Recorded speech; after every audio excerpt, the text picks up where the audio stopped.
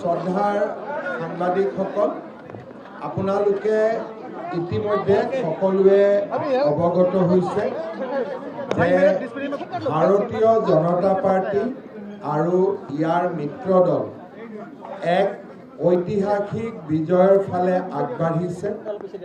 স্বাধীনোত্তৰ অসমত এটা ৰাজনৈতিক শক্তিয়ে 100টাতকৈও অধিক আসন লাভ কৰা এয়া প্ৰথম আৰু এক প্ৰকাৰ NDA আৰু BJPয়ে আজি এক অসমৰ ৰাজনীতি ইতিহাস ৰচনা কৰিলে।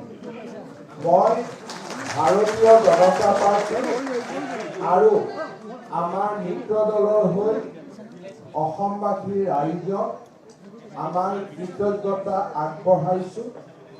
শিৰ নত কৰি প্ৰতিগৰাকী অসমবাসী ৰাইজক আমি তেওঁলোকৰ শ্ৰীচৰণত সেৱা আগবঢ়াইছোঁ আৰু অসমবাসী ৰাইজক এই ঐতিহাসিক বিজয়ৰ মুহূৰ্তত আমি অত্যন্ত বিনম্ৰতাৰে সৈতে ক'ব বিচাৰিম যে নিৰ্বাচনৰ সময়ত আমি আপোনালোকক দিয়া প্ৰতিটো প্ৰতিশ্ৰুতি পালন কৰাৰ বাবে আমি নিষ্ঠাৰে সৈতে কাম কৰিম। ভাৰতৰ প্ৰধানমন্ত্ৰী নৰেন্দ্ৰ মোদী ডাঙৰীয়াই যোৱা 10টা বছৰে যি ধৰণে আমাৰ ৰাজ্যখনৰ বিকাশত বৰঙণি যোগালে, আজি অসমৰ ৰাইজে প্ৰধানমন্ত্ৰী নৰেন্দ্ৰ মোদী ডাঙৰীয়াৰ নেতৃত্বৰ ওপৰত পুনৰ এবাৰ আস্থা প্ৰকাশ কৰিলে।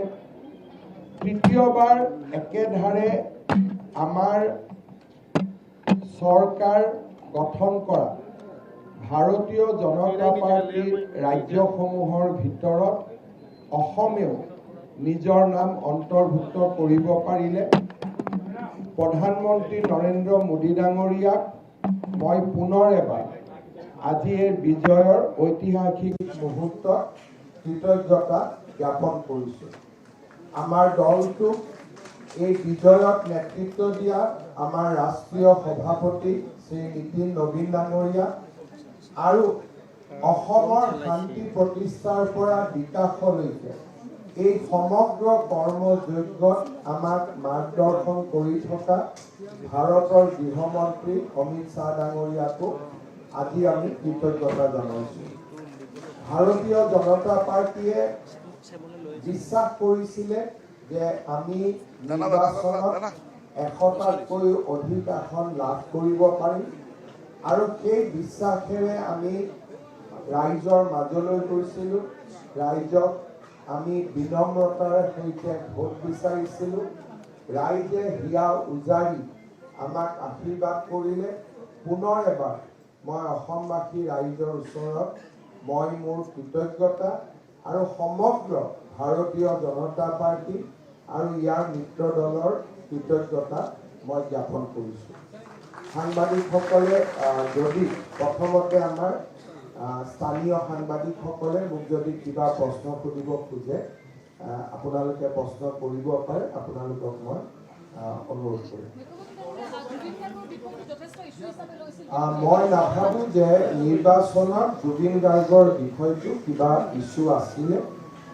সদায় মই বিশ্বাস কৰিছিলোঁ যে জুবিন গাৰ্গ ৰাজনীতিৰ ঊৰ্ধত।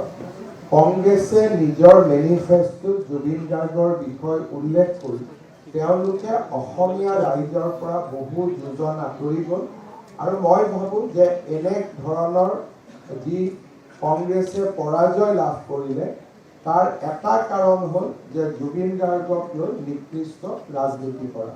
অসমৰ ৰাইজে কংগ্ৰেছক আজি এই নিকৃষ্ট ৰাজনীতিৰ বাবে এক প্ৰকাৰ শাস্তি প্ৰদান কৰিছে।